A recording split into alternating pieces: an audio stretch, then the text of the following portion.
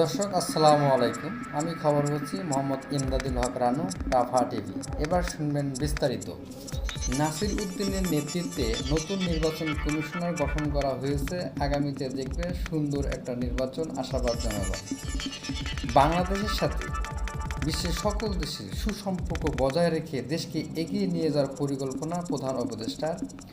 নতুন আইজিপি ও DMP commissioner নিয়োগ পেলেন এমন এক সময় যখন আইনশৃঙ্খলার অবস্থা চরম অবনতি। সুবিধার জন্য বললেন আসিফ নজরুল।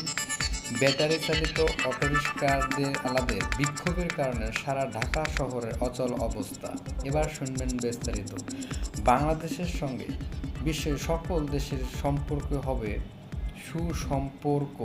সুসম্পর্ক গঠন করে বাংলাদেশ সামনে এগিয়ে নিয়ে যাওয়ার পরিকল্পনা প্রধান উপদেষ্টা ডক্টর মোহাম্মদ ইউনূসের।